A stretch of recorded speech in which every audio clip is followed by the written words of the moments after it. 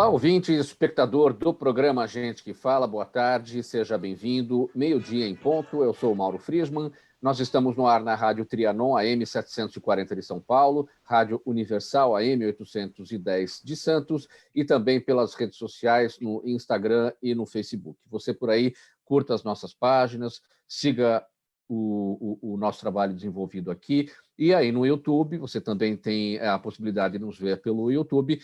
Clique no sininho para receber as notificações de todas as nossas transmissões. Aproveite e ouça os nossos podcasts, estão disponíveis no blog gentequefala.com.br e interaja com a gente a partir de agora no 973350038, 973350038 e também pelas redes sociais, marcando a hashtag Programa Gente que Fala. Iniciando mais uma semana por aqui, com muitos assuntos para serem debatidos e analisados no programa Gente que Fala, e vamos falar de várias coisas hoje. Plano de retomada da economia terá novas regras em São Paulo. O novo Fundeb pode tirar quase a metade dos municípios do país do subfinanciamento estudantil. Grupo educacional Favene é reconhecido pelo site Reclame Aqui. Homicídios sobem e letalidade policial bate recorde em São Paulo. Governo pode recriar o Ministério da Segurança Pública. Ministério da Educação adia inscrições do SISU, ProUni e do FIES. E a capacitação dos professores para o ensino à distância será o legado da pandemia.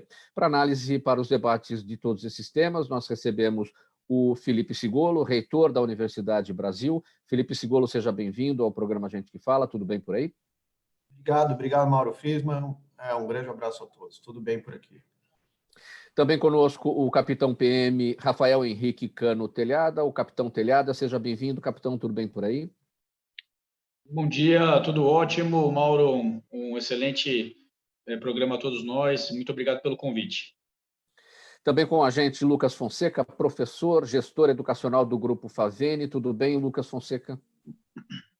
E aí, Mauro, tudo jóia? Muito feliz por estar aqui com você, meu irmão. E você fala do Espírito Santo, diretamente da capital, Vitória. Tudo certo em Vitória? Tá tudo certo, Vitória, ensolarado aqui, tá tudo bacana, muito bom. Que maravilha. E fechando aqui a nossa bancada, o coronel PM, advogado, psicólogo, Roberto Alves dos Santos. Coronel Roberto Alves, tudo bem? Ô, Mauro, agora que você mantém o Santos, não trocou pelo Silva, estava ficando cada vez mais agradecido. O nosso boa tarde ao Felipe, ao Lucas, ao capitão Telhada. Com certeza vamos ter um grande debate. Olha, Coronel Roberto Alves, faz tempo que isso não acontece, eu estou aqui me policiando, e você é policial, tem mais um policial aqui também para isso, que é o Capitão Telhado, para não acontecer esse ato falho. Vai. Vamos lá, o nosso primeiro tema de hoje. O governo do estado vai anunciar daqui a pouquinho as alterações no Plano São Paulo, o programa de retomada da atividade econômica durante a pandemia do coronavírus. A principal delas deve ser uma flexibilização na exigência das UTIs vagas para que as cidades avancem de fase. Na capital, o secretário do Centro de Contingência ao Coronavírus, o João Gabardo Reis, disse ontem que a tendência é de que, dentro de até um mês, a cidade esteja na fase verde, sem restrições a atividades e horários, mas apenas de capacidade e de aglomerações. No entanto, o número de casos e óbitos no estado registrou a pior semana de toda a pandemia. Coronel Roberto Alves, eu começo com você. Quer dizer, existe uma preocupação e uma necessidade aqui da liberação das UTIs que estão, digamos, fechadas, né, para o uso, estão reservadas, né, para o uso dos casos de Covid, mas o governo do estado quer fazer uma modificação no plano de retomada para liberar essas UTIs, uma vez que outros problemas acontecem por aí. Não estamos só preocupados com a questão da pandemia. As pessoas estão tendo a necessidade, muitas vezes, de uso de UTI por outros problemas de saúde. E isso também traz na esteira a possibilidade para que as cidades avancem de fase, dentro desse programa de retomada da atividade econômica. Você vê alguma incongruência nisso tudo em relação ao que a gente tem verificado muitas vezes nas ruas? Nós mesmos na imprensa temos mostrado muita gente que não está preocupada, não está consciente do problema, não tem usado máscara nas ruas, não tem se atentado às necessidades básicas de prevenção do coronavírus.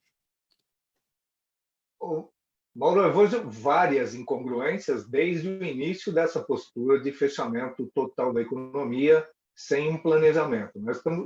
Começamos a falar, o governador começou a falar em plano, né, de contingenciamento, num plano real, 3 meses depois já estava tudo fechado e toda a repercussão em cima de um cenário que, por que as pessoas estão confusas? Porque todo dia muda.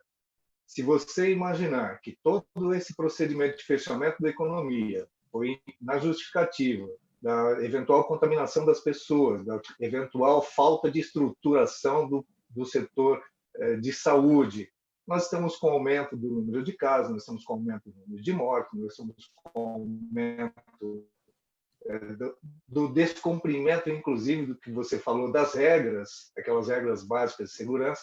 Então, não dá para entender qual é o cenário, qual é a ciência que é aplicada, em que momento a ciência é aplicada e quem o governador está ouvindo agora, porque sempre ele se posicionou a partir dos profissionais, de pessoas técnicas que estariam alinhando todas essas medidas. Então, eu vejo como uma precipitação desde o início. Desde o início, lá em março, nós deveríamos ter tido plano. Esse plano, que agora vai ser flexibilizado daqui a um mês, ele deveria ter sido colocado lá atrás, para que nós já estivéssemos flexibilizados.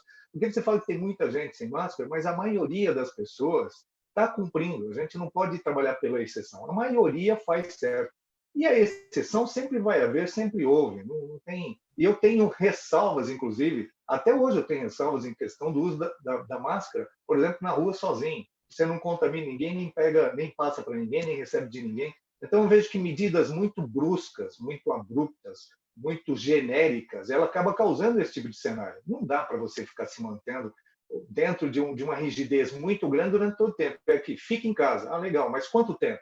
Ah, não sei, eu vou avisar para você. Não use máscara, agora use máscara. Agora use máscara, inclusive, na rua. Daqui a pouco use máscara em casa também. As pessoas perdem o senso e cada um começa a fazer o que acha pelo seu senso próprio, não por uma determinação legal.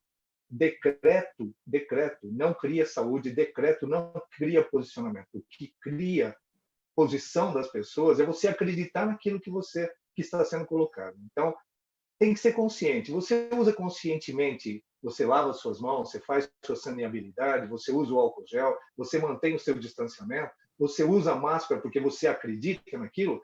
Essa é a forma, é como o cinto de segurança. Levou mais de 10 anos para as pessoas entrarem no carro e apertarem o cinto. Não é uma coisa que você, simplesmente com uma medida legal, você começa a implementar nas pessoas. Existem várias incongruências e essa é mais uma, porque se tudo foi justificado, se a quebra da economia foi justificada pelo avanço de um vírus que a gente nem conhece até agora, no momento que está tudo crescendo, você não poderia desativar o hospital de campanha e liberar uma flexibilização. Sim. Felipe, sua avaliação sobre esse anúncio que o governo de São Paulo deve fazer em breve sobre mudanças no Plano São Paulo. Olha, a gente está aqui na Universidade Brasil, está muito atento nessas informações. A Universidade Brasil tem 15 mil alunos hoje, a gente está distribuído no campus de Itaquera, Moca, um campus grande em Fernandópolis, que eu estou indo nessa semana trabalhar de lá, e também em Descalvado. Então, as aulas todas estão online, os professores fazendo as atividades pelos os meios de tecnologia, todos esses aplicativos, mas a Universidade do Brasil tem uma tradição forte nas áreas de saúde e a gente está com uma expectativa grande que o governo do estado libere as aulas práticas. Então, cursos como medicina, enfermagem, veterinária, fisioterapia, enfim, a gente tem vários cursos que dependem de aulas práticas. A previsão era voltar agora no dia 8 de setembro. Os alunos precisam disso para não perder o ano. Então, uma expectativa grande é que o governo do estado possa autorizar, a gente consiga que os alunos façam essas aulas práticas ainda nesse segundo semestre, para compensar toda essa paralisação. Já são 4 meses sem essas atividades. E aí, retornando, a gente consegue cumprir a carga horária, cumprir as determinações do MEC e consegue colocar tudo em dia. Então, estamos acompanhando de perto e estamos aguardando que isso se resolva logo. Lucas, sua avaliação, considerando a realidade aí do Espírito Santo, a capital Vitória? Na verdade, a fala aí, né, no início foi super condizente com o que a gente vive aqui, né? Essa ausência de informação, a clareza do que devemos fazer, faz com que todos, de alguma forma, experimentem o que eu chamo de angústia, né? Eu, enquanto educador, representando que é a educação também, eu sempre falo sobre isso. A nossa mente funciona por expectativa. Quando a gente acorda de manhã, a gente tem expectativa de onde a gente vai trabalhar, o que a gente vai fazer, quem nós vamos atender. Então, dentro desse cenário aqui na FAVENE, no que nós temos feito da educação, é trazendo para as pessoas um pouco mais de inteligência, até emocional, para entender essa conjuntura. O vírus se apresentou de uma forma e ninguém estava preparado para isso. E essa ausência de clareza, o que tem que ser feito, quando, até de que forma isso pode ser benéfico ou não, tem permitido o que eu chamo de desconforto e inquietude. E aí aumentado o número de ansiedade, desconforto, no momento da gente dar um passo atrás mesmo e perceber o que devemos fazer para sobreviver a isso. Sua avaliação, capitão Telhado?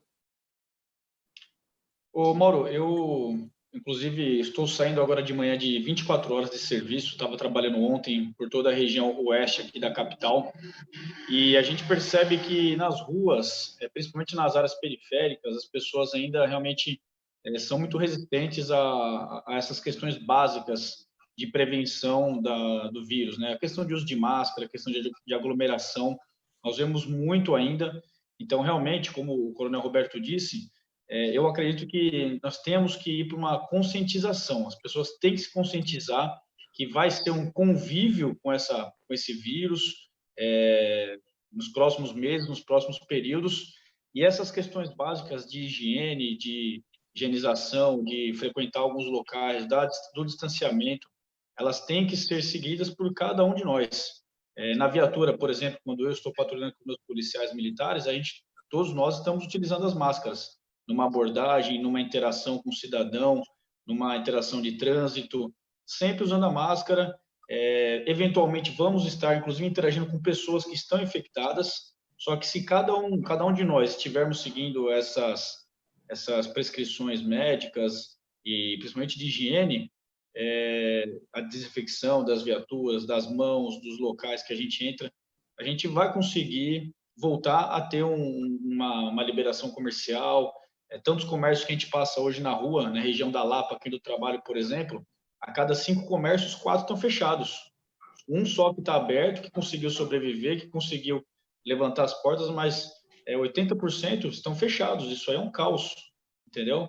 E vai refletir lá na frente. Então, nós temos que voltar a andar, a economia, as pessoas têm que trabalhar, e para isso necessitamos de uma conscientização, de uma criação de hábito, de uma cultura nova que faça parte da nossa vida a partir dessa pandemia toda, entendeu? E isso passa pelas mãos de vocês, né, capitão Telhado? Porque quando vocês estão no patrulhamento e há necessidade da abordagem de alguém que não está cumprindo as regras, aí sai de vocês aí o papel de criar conscientização, né? Com certeza. A Polícia Militar não é a principal organização responsável por essa cobrança de atitudes, né? Isso vem muito dos municípios, das guardas civis. Porém, a Polícia Militar ou o policial militar está na rua, e se ele está vislumbrando ali, ou se ele é acionado por uma ligação 90 por algum cidadão que está vendo uma aglomeração indevida, o policial militar vai ter que atuar e vai ter que orientar. Tivemos um caso muito polêmico agora, questão de uma semana atrás, no município do interior de São Paulo, né, com uma autoridade judiciária que se recusou a utilizar máscara e tal. Então, o policial militar, fatalmente, e o Guarda Civil Metropolitano e demais autoridades que estão aí vascularizados nas ruas vão estar se deparando com esse tipo de situação, que é delicada, vai ter que ter um convencimento, uma explicação, né, uma tentativa de conscientização, que, como nós estamos aqui com educadores, né, vai ter que ensinar as pessoas a importância de estar utilizando justamente esse meio tão simples, poxa, que a gente pode fazer tanto, né? Usar uma máscara é confortável, é gostoso? Não é, a gente sabe disso. Só que é necessário, enquanto a gente não tiver uma consciência total do que é o vírus, de uma vacina ou de algo mais eficaz. E a Polícia Militar está preparada para isso, e estamos capacitando os policiais com conhecimento para estar atuando, inclusive diante dessas pessoas que às vezes se dizem tão cultas, né? Mas são incapazes de tomar uma providência tão simples para proteger a própria vida e dos demais ali ao ao seu redor, né? Seguindo aqui com mais um tema para as nossas análises e debates nesta edição do programa Gente que Fala, você nos acompanha pela Rádio Trianon AM 740 de São Paulo, Rádio Universal AM 810 de Santos e também nas redes sociais, no Instagram e no Facebook, além do nosso canal no YouTube. Aí pelo YouTube, clique no sininho para receber as notificações de todas as nossas transmissões. Perguntas? Interaja com a gente pelo 97335-0038. Pessoal, o novo Fundeb vai possibilitar uma expansão de recursos para a educação que tira, ao menos, 46% dos municípios do subfinanciamento. A PEC, que torna o fundo permanente, foi aprovada na Câmara e ainda precisa passar pelo Senado Federal, exigirá da União mais do que o dobro de dinheiro destinado pelo fundo ao financiamento da educação básica. O presidente Jair Bolsonaro disse que o gasto, que prevê a participação de 23% da União, as palavras do presidente, será pesado, mas ficou de bom tamanho.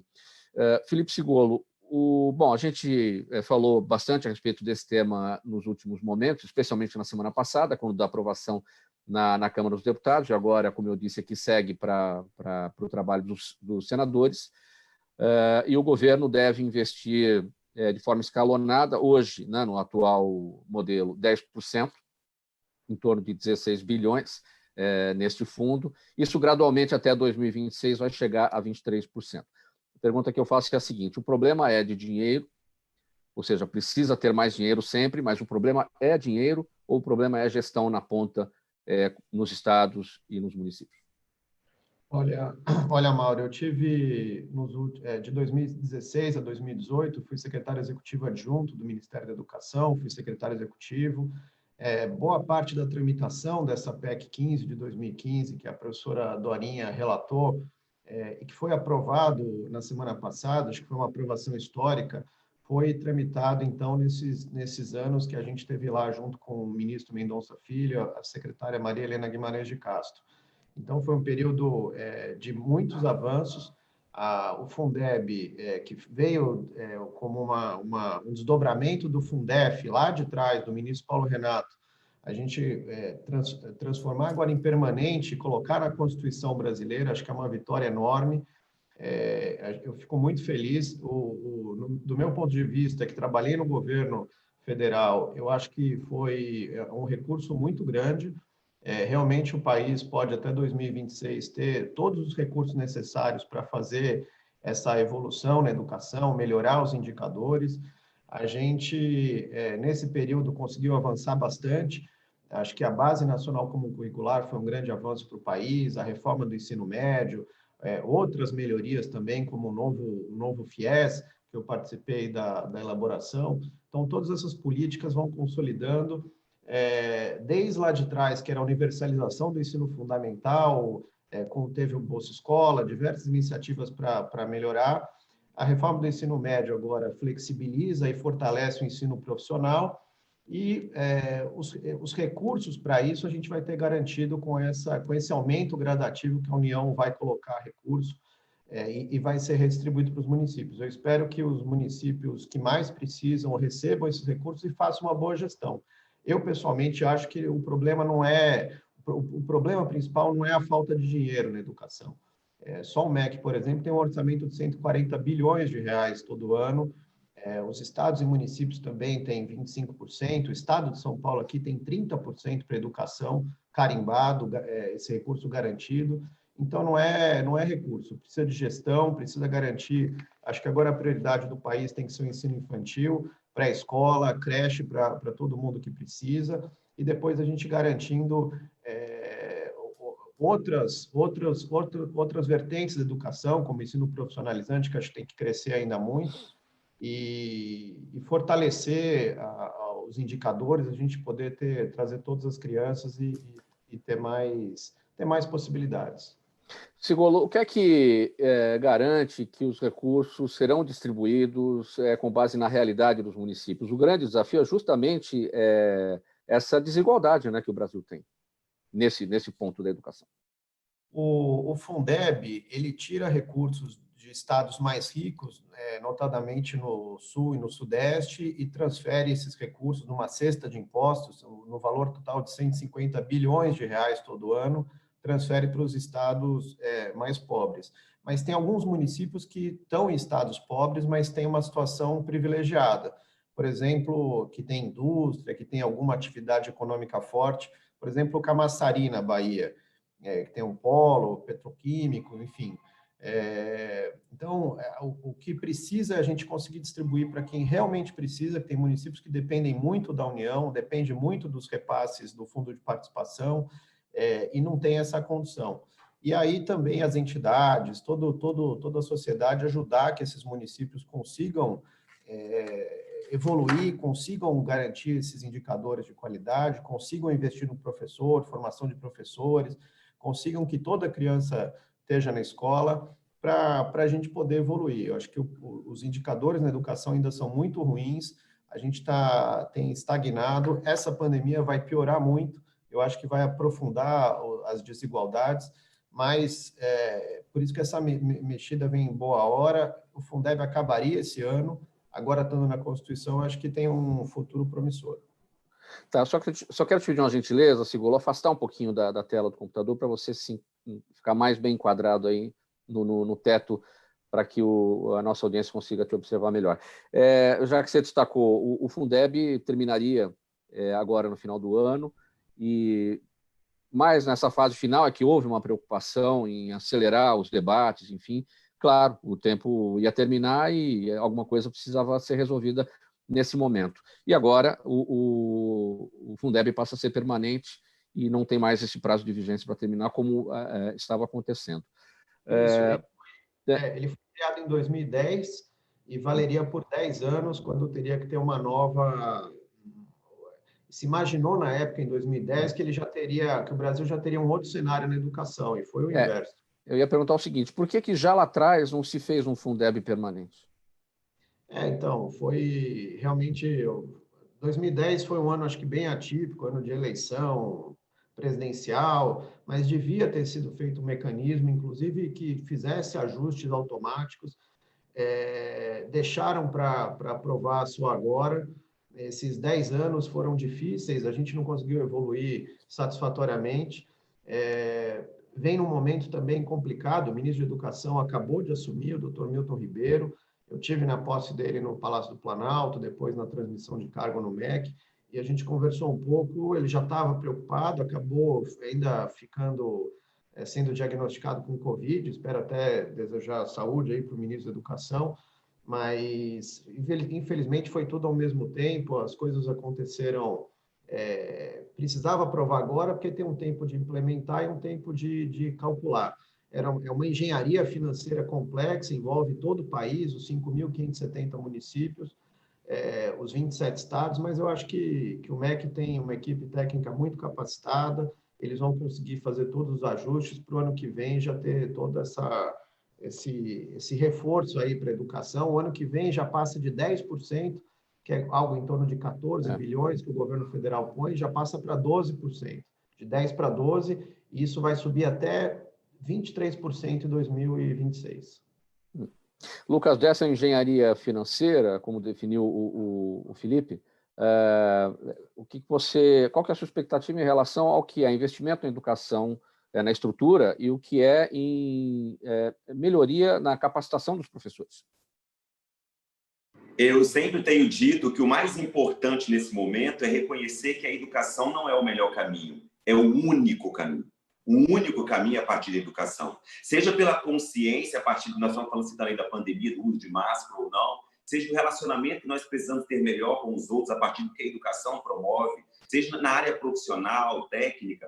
E o que mudou hoje, meu cara, é que antigamente existia aquela ideia da profissão de sucesso. Hoje não, ele está muito pautado no profissional de sucesso. E todo profissional de sucesso ele precisa ter acesso à educação. Eu, como educador, minha maior preocupação, independente de quanto que vem de recurso, é o que vamos fazer com esse recurso. Aonde vamos investir, se é a qualificação dos professores, houve uma apologia muito boa e positiva no sentido de formação, mas agora, será que a formação que os professores recebem é suficiente?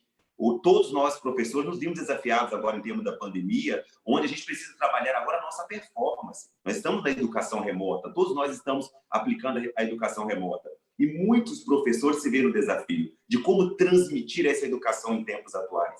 Então, em tempos de pandemia, o meu ponto de vista que é uma oportunidade de fazermos dessa adversidade uma valorização ainda maior da educação e perceber que seja um investimento, a quantidade, que bom que está definido, mas aonde que vai ser investido, como que vai ser, qual será a prioridade, se seja pelo novo modelo da educação ou pela qualificação dos profissionais. Seguindo com mais um tema nesta edição do programa Gente que Fala, estamos na Rádio Trianon AM 740 de São Paulo. Você também nos acompanha pela Rádio Universal AM 810 de Santos, nas redes sociais, no Instagram e no Facebook, e também no nosso canal no YouTube. Aí no YouTube, clique no sininho para receber as notificações de todas as nossas transmissões. Perguntas para os nossos convidados pelo 973350038. O próximo tema para nossa análise, o Grupo Educacional Faveni acaba de ser reconhecido pelo site Reclame Aqui com a conquista do selo RA1000. O selo foi criado para destacar empresas que possuem excelentes índices de atendimento. As marcas que têm esse reconhecimento demonstram a seus consumidores o compromisso que possuem com a qualidade e o pós-venda, elevando o grau de confiança em seus serviços. A faculdade, que tem mais de 1.000 cursos, diz sempre buscar a excelência no atendimento de seus alunos. Lucas, como é que a gente avalia o que é um bom pós-venda no campo educacional? Só repete a pergunta, meu irmão, que falhou. Como é que a gente avalia o que é um bom pós-venda no campo educacional? Ah, sim, exatamente. A melhor forma de avaliar o pós-venda é a satisfação dos alunos, especificamente no nosso caso aqui, e o quanto eles estão dispostos a indicar o nosso serviço. Eu sempre falo que o cliente, o aluno, no caso, independente de outro mercado também, ele não compra aquele conteúdo, aquele acesso ao conteúdo. Ele compra a experiência que ele tem naquela instituição ou naquela empresa. O dia que nós entendemos que o cliente leva para a vida dele a experiência, não é somente o aprendizado, a gente começa a avaliar ainda mais positivamente a importância de ter um bom atendimento. Então, dentro do pós-venda, esse reconhecimento que nós tivemos como um grande prêmio, uma grande oportunidade, de nós percebermos que, além dos alunos estarem satisfeitos, de receberem uma educação com qualidade, o nível de indicação deles para que as pessoas venham também conhecer a empresa tem aumentado cada vez mais. Então, respondendo a sua pergunta, a melhor forma de avaliar o pós-venda é saber se o seu aluno está satisfeito, se o seu cliente está satisfeito e se ele indicaria você para outro. O que é esse selo que vocês receberam, um reconhecimento do site Reclame Aqui? Nós recebemos esse selo como reconhecimento pela qualidade do nosso atendimento, né? O serviço que nós temos prestado. E essa avaliação é feita pelos próprios clientes, pelos próprios alunos, né? Isso veio posicionar para a gente como uma grande oportunidade, porque a Faveni está crescendo cada vez mais, avançou ao Brasil. Eu tenho paixão em falar da Faveni, porque eu fui aluno da Faveni, eu sou professor, sou gestor lá hoje. Eu tive acesso à faculdade, ao nível superior, porque eu tive a oportunidade de ter acesso a essa instituição. Então, para a gente, nada mais é, além do que um título, é um reconhecimento que nos mostra que estamos no caminho certo. E como eu havia falado antes, promover a educação precisa ter paixão. A educação precisa ser um sentimento e perceber que a única forma de mudar o mundo é a partir da educação, né? Então, nós, enquanto empresa da área educacional, recebemos esse reconhecimento pelos nossos próprios alunos, que obviamente são os nossos clientes, traz a certeza que a educação está sendo percebida. E nós que somos da educação EAD, no formato remoto, em tempos de pandemia, então, se tornou muito mais visível a necessidade de adaptar a educação remota. Felipe Sigolo, a gente falava anteriormente sobre o Fundeb, sobre a educação básica, e o sonho de consumo no Brasil é, digamos, um selo de reconhecimento, a base da educação, né? A gente tem muito a caminhar nesse aspecto. A gente aqui com o Lucas falando a respeito da educação de ensino superior, são realidades completamente diferentes, né? Principalmente no Brasil, que tem uma extensão continental, a educação tem muitas diferenças por região também, a educação básica, ensino superior, acho que teve um investimento grande nesses últimos anos, mas as desigualdades são muito grandes.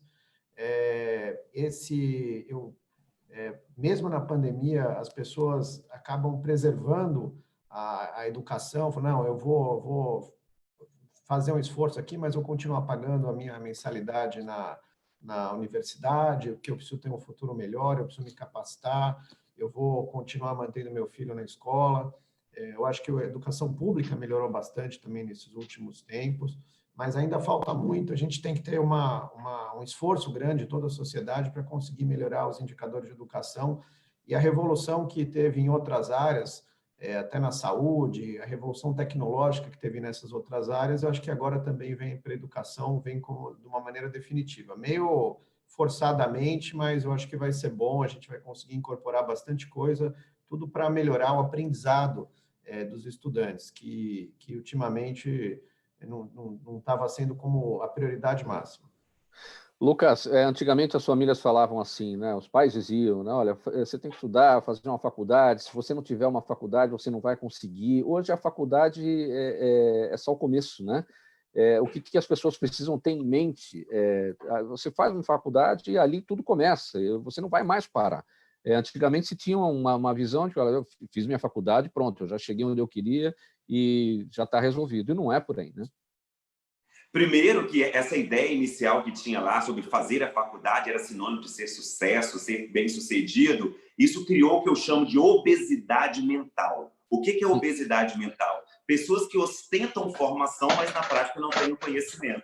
Então, hoje, a faculdade é uma porta de entrada, ela é um pré-requisito para você experimentar o sucesso e viver a realização na sua vida. Mas para você viver o sucesso, independente da profissão que você escolher, o convite que nós temos feito aqui dentro da educação é convidar a colocar na prática, perceber de tudo que nós estamos aprendendo, fazer da faculdade uma oportunidade de crescimento. Então, só ter a faculdade não é suficiente. Antigamente, dava até um status, hoje em dia não. O profissional do mercado que tem sucesso, que é percebido, estou encantado com as falas dos seus convidados, acho bacana essa percepção do conhecimento, é quando a gente coloca em prática aquilo que a gente vive. Porque o exemplo não é a melhor forma de ensinar, é a única forma de ensinar. Então, fazer aquele conhecimento que nós tivemos acesso na faculdade, uma oportunidade de expandir a nossa vida, os nossos resultados e, consequentemente, do país e das outras pessoas também. Então, faz muito sentido essa pergunta sua. Pessoal, segundo dados da Secretaria de Segurança Pública aqui de São Paulo, as polícias civil e militar mataram juntas 514 pessoas em tiroteios, em serviço ou durante a folga, no período de janeiro a junho deste ano. É o maior número da série histórica do governo paulista, que iniciou em 2001. No mesmo período, 28 policiais foram assassinados, o mesmo índice de 2018. E, além disso, o número de vítimas de homicídios dolosos também saltou de 1.465 para 1.522 no mesmo período deste ano. Capitão Telhada, qual é a relação que precisa ser feita entre esses números todos? Mortes em tiroteios entre bandidos e policiais, bandidos mortos, policiais mortos também, e as pessoas, da sociedade, enfim, os civis mortos por homicídios, né? São vítimas de homicídios, né? Vítimas da criminalidade. Mauro, eu acompanhei essas notícias agora nos últimos dias sobre o aumento da letalidade policial e é o que mais se destaca, né? Nos jornais, na mídia televisiva, principalmente, é o que mais se destaca, o aumento da letalidade policial, como se fosse algo totalmente isolado, como se fosse um fenômeno que dependesse única e exclusivamente da vontade do policial que está ali se envolvendo, eventualmente, durante o seu serviço, em tiroteios, em ocorrências violentas com marginais. Isso me surpreende muito, porque é muito errado da nossa parte querer analisar esse dado de uma maneira isolada. Como você mesmo disse, nós tivemos 28 policiais mortos nesse período, o mesmo número de 2018. Só que por que a gente não fala do número de 2019? E nós tivemos foram 8 policiais mortos nesse período, em 2019. E nós saltamos agora para 2020 com 19 policiais mortos. Ou seja, tivemos um aumento de 138% de policiais assassinados simplesmente por serem policiais. Porque durante um roubo, que eles eram vítimas ali, estavam sofrendo, ou no momento de folga, vítima de roubo, ou trabalhando, fardados, defendendo a sociedade, foram vítimas, foram assassinados cruelmente por exercerem sua profissão de policiais civis, militares. Tivemos um aumento de 138% que ninguém fala, né? Teve aumento da letalidade policial? Morreu mais bandido? Morreu. Nós estamos passando num período totalmente atípico. talvez por isso mesmo que desde 2001, há quase 20 anos, onde se tem esse levantamento, tivemos esse número de 442 mortes de marginais, somando-se ainda alguns aí da Polícia Civil, chega-se a mais de 500 casos de mortes de marginais, mas é um momento atípico que estamos passando. O crime, ele sempre estará ocorrendo, e o ladrão, o criminoso, ele muda a modalidade, ele alterna a sua maneira criminosa, o seu modus operandi, mas ele sempre estará cometendo crime. Por que eu estou falando isso? Nessa pandemia, muitas modalidades criminosas deixaram de acontecer. Por exemplo, o tráfico de drogas, ela diminuiu muito. Você não tem mais balada, você não tem as pessoas andando na rua, indo para bares, indo curtir, então comprando suas drogas. O tráfico de drogas diminuiu. O ladrão, as facções, elas têm que se manter. Então partem para outra modalidade criminosa. Via de regra, nós estamos vindo 4, 5 meses numa pandemia, onde não tem malemar, tem comércio que o indivíduo consegue fazer um roubo. Então, o ladrão ele começa a buscar agências bancárias, ele começa a buscar carro forte, ele começa a buscar residências, que é onde as pessoas estão, onde estão os patrimônios, e aí começa a se partir para uma modalidade mais violenta, um enfrentamento maior. Nós temos menos pessoas nas ruas, ou seja, as viaturas conseguem chegar muito mais rápido em qualquer acionamento. Qualquer ligação 90 que nós temos, a viatura em pouquíssimos minutos consegue chegar no local do crime, e a possibilidade de encontro com esse marginal em flagrante delito, armado e não querendo ser preso, é muito grande. Ou seja, o tiroteio ali, ou uma intervenção armada, ela é iminente e ela pode ocorrer, como tem ocorrido, que a gente está percebendo até pelos números. E tanto, eu repito, tanto marginais mortos quanto policiais mortos. E o número de policial é muito superior. E, claro, nesse meio existe também a morte de civis. Eu vou citar um exemplo dessa noite, Mauro, que eu falei que eu estava de serviço de 24 horas, aqui na região do Parque Vila Lobos.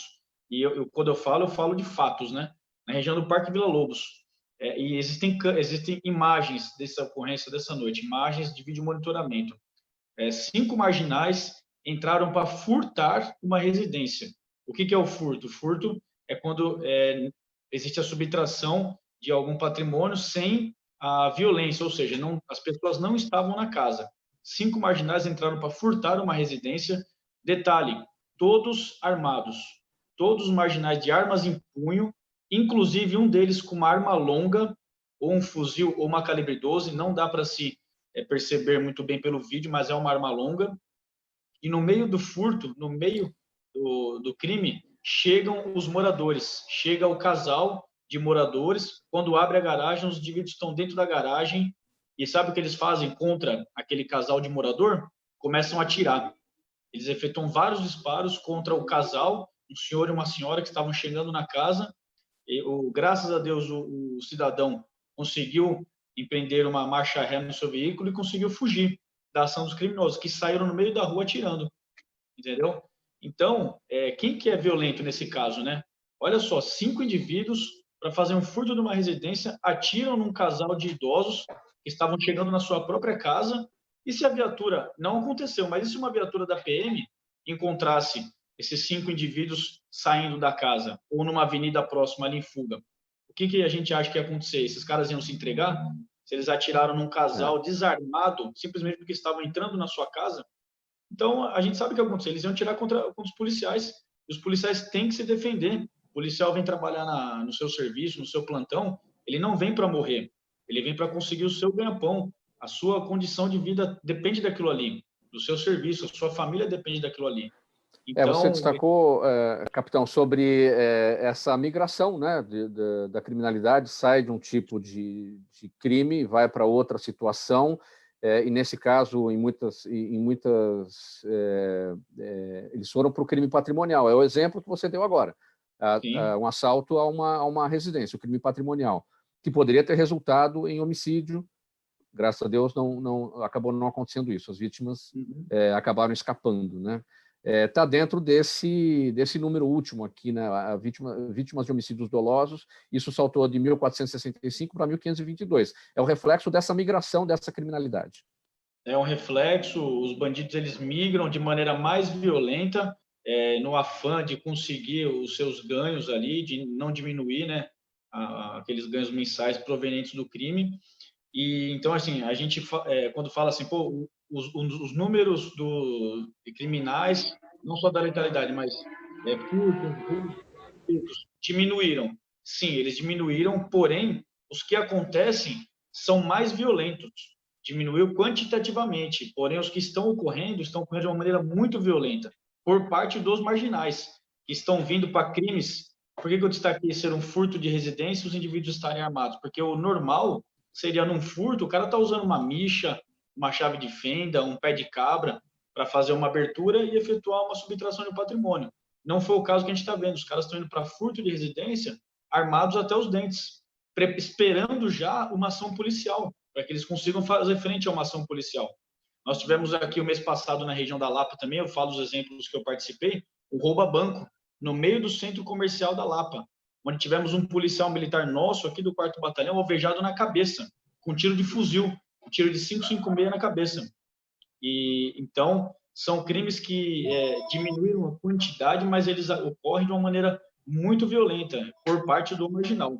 E só destacar rapidamente, Mauro, a queda dos índices criminais aqui em São Paulo, também responsabilidade das polícias, estupro, 46% de queda, furto, 49%, roubos, 29%, roubo de veículo, mais de 50%.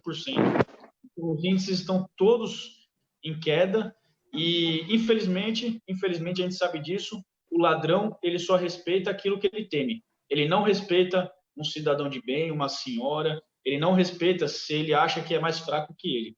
Ele respeita a polícia porque ele sabe que a polícia tem força para fazer frente à sua ação criminosa.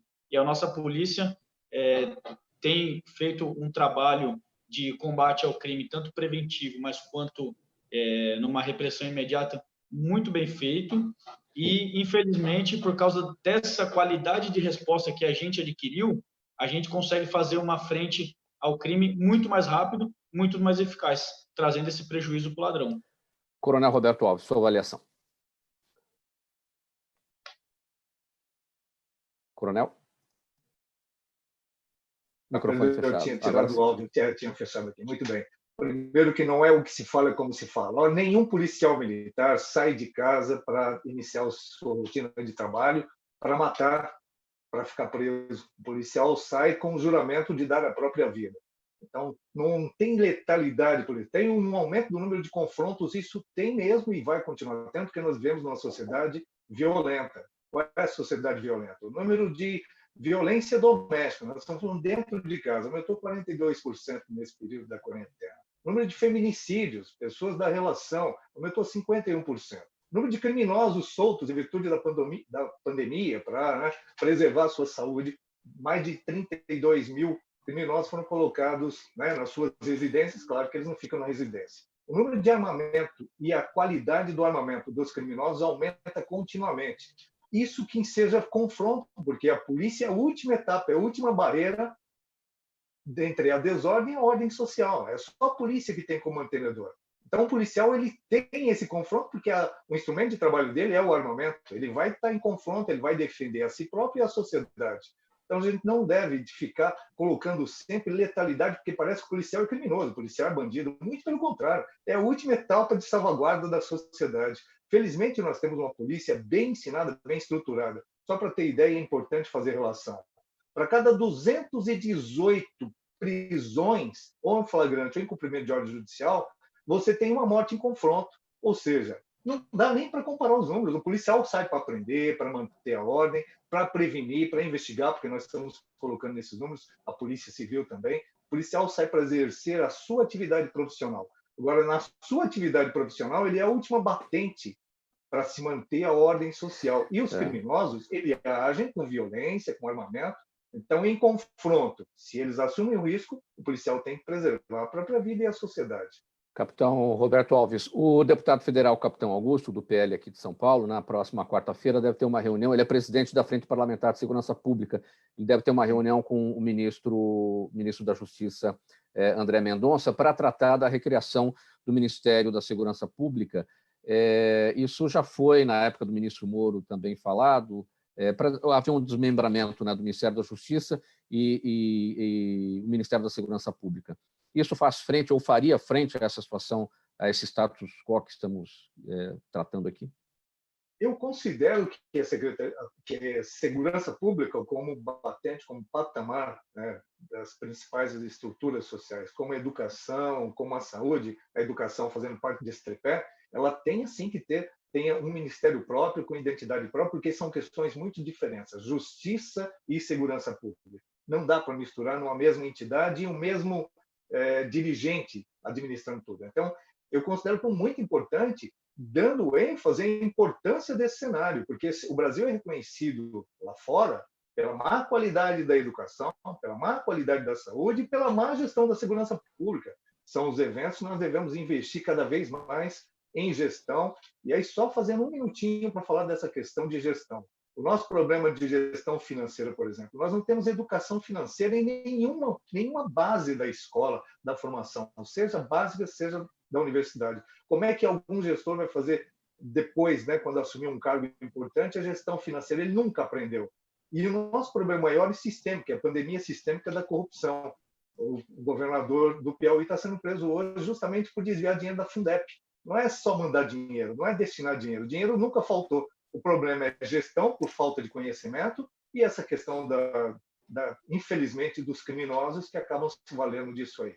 Então, a segurança está dentro do mesmo cenário. Nós devemos investir, sim, na formação, na qualificação, como tem sido contínuo esse investimento na formação, no aprimoramento e justamente na contenção dos maus policiais. A Polícia Militar e a Polícia Civil não mantém nas suas estruturas os maus policiais. Ela mesmo tem a iniciativa proativa de fazer a revisão, de fazer todo o acompanhamento.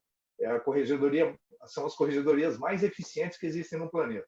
Então, nós temos que tirar da população essa imagem de que a polícia é violenta, a polícia é letal. Não, a polícia é a única salvaguarda que a comunidade tem. Agora, uma mensagem da Prefeitura de São Paulo, para você que acompanha esta edição do programa Gente que Fala. Estamos na Rádio Trianon AM 740 de São Paulo, Rádio Universal AM 810 de Santos, também nas redes sociais, no Instagram, no Facebook e no nosso canal no YouTube. Olha, pessoal, vocês estão sabendo sobre a reabertura dos bares e dos restaurantes aqui na cidade de São Paulo. Nessa fase amarela da flexibilização, da retomada da economia, os bares e restaurantes vão funcionar com 40% da ocupação, as mesas precisam ficar a 2 metros de distância umas das outras e, com todo mundo sentado. Os estabelecimentos podem funcionar até 6 horas por dia e, claro, os ambientes têm que ser higienizados diariamente. Consumir bebidas na calçada e na rua, isso pode? Evidentemente que não, de jeito nenhum. Os bares e restaurantes não podem vender nada para quem estiver do lado de fora e você também não deve consumir nada na rua e nem insistir com isso, tá combinado? Afinal, é fora dos estabelecimentos que as aglomerações podem acontecer e é isso que ninguém quer nesse momento. Então, a notícia é boa, da retomada, da reabertura dos bares, dos restaurantes, mas vamos com calma, porque o momento ainda é de atenção. Continue com os seus cuidados de higiene, lave sempre as mãos, use o álcool em gel, não compartilhe talheres, copos e objetos de uso pessoal, faça aí o distanciamento social e fique em casa. Claro, não se esqueça, a cidade de São Paulo continua em quarentena e se você vai sair de casa, não se esqueça, use a máscara. Mensagem da Prefeitura de São Paulo para você que acompanha essa edição do programa Gente que Fala. Sigolo, temos perguntas aqui da nossa audiência. A Graziela Herrera acompanha a gente pelo nosso canal no YouTube. Ela pergunta como é que você vê o ensino superior nos próximos anos, incluindo as questões da tecnologia e da crise financeira. Eu quero engatar aqui o seguinte assunto, se você puder já responder também na esteira dessa pergunta dela. O próprio Enem ficou adiado para o ano que vem e o Ministério da Educação alterou as datas das inscrições para a SISU, para a ProUni e FIES. Fica bom esse adiamento, na esteira da resposta da pergunta da nossa audiência. Olha, acho que em relação ao Enem não tinha como fazer diferente. A prova normalmente era em novembro e a gente, inclusive na época do ministro Mendonça Filho, mudou para 2 domingos, que era um sábado e um domingo, ficava muito puxado para os estudantes, tinha também a questão dos sabatistas, então a gente transferiu em 2 domingos, e agora com essa pandemia o Ministério da Educação acerta em passar de novembro para janeiro. E é importante fazer em janeiro, Mauro, porque é o limite para você processar todas essas provas, as notas e ter a matéria para os alunos. Então, são mais de 5 milhões de estudantes que fazem a prova normalmente. Depois, você tem que corrigir todas as redações, dar todas as notas. Depois vem o SISU. O SISU é a inscrição para as universidades federais. Então, depende da nota do Enem, faz o SISU. Depois, em seguida, o ProUni, que são as bolsas nas universidades privadas. A Universidade do Brasil aqui participa também do ProUni. A gente disponibiliza diversas bolsas, é um programa que funciona muito bem. E, por último, o FIES, que é o financiamento estudantil, ajuda muitos estudantes. O programa está revitalizado, a gente espera que o Ministério da Educação também, agora para 2021, coloque recursos, aporte recursos para a gente garantir mais jovens no ensino superior. São cerca de 500 milhões de reais que beneficiam cerca de 100 mil estudantes. Quanto mais recursos conseguir colocar, mais vai beneficiar. Em relação ao novo momento do ensino superior, uma outra discussão que o Ministério da Educação precisa liderar também é o ensino híbrido agora. Não vai mais ter só presencial, só à distância, só online. Todo mundo vai aprender o tempo todo e você precisa ter uma forma de contabilizar isso. Então, cada curso tem uma característica, cada região, cada tipo de aluno. Então, o que a gente defende é uma flexibilização maior para que cada um possa acessar os conteúdos, possa aprendendo e tendo as certificações compatíveis. Então, essa flexibilização, a legislação toda educacional é muito engessada, a gente tem muitas amarras. Se você tem um curso, tem dificuldade de fazer o outro, se é só à distância, não pode, eventualmente, ter um pouco de presencial. Então, já teve uma flexibilização importante, inclusive na educação básica, com um pouco de aula à distância, em plataformas, vídeos, mas era muito tímido. A gente aumentou os limites, as porcentagens possíveis, só que agora precisa dessa revolução que vai acontecer, que está acontecendo, está todo mundo tendo que fazer, e em definitivo, essa revolução tecnológica que está acontecendo e vai vir para ficar. Na esteira dessa pergunta, tem outra do Eduardo Rocha, que está com a gente no Facebook, que pergunta para o Lucas. Lucas, por que os alunos e professores estão tendo tantas dificuldades com as aulas online? O problema está no uso da tecnologia ou na deficiência de competências básicas, como saber pesquisar, analisar, avaliar e se adaptar a novas situações? Pergunta do Eduardo Rocha. Lucas. A pergunta dele faz muito sentido, inclusive, até na resposta. Nós, seres humanos, fomos obrigados, durante a pandemia, a adaptarmos. Eu sempre falo, não é usar o termo reinventar, é adaptar ao mundo que já existia, que agora nós somos obrigados a utilizar. Como, por exemplo, a plataforma que nós estamos aqui online, nessa entrevista, isso já existia antes, hoje está usando com muito mais intensidade.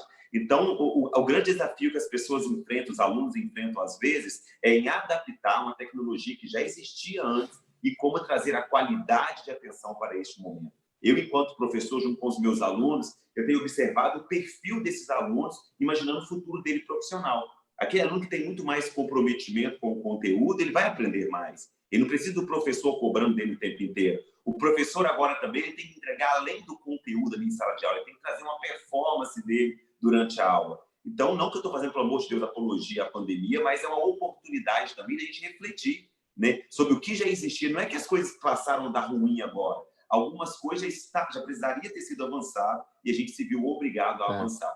A dica que eu trago para os alunos: tenha bons comportamentos, trabalhe qualidade e atenção e utilize toda a tecnologia ao seu favor.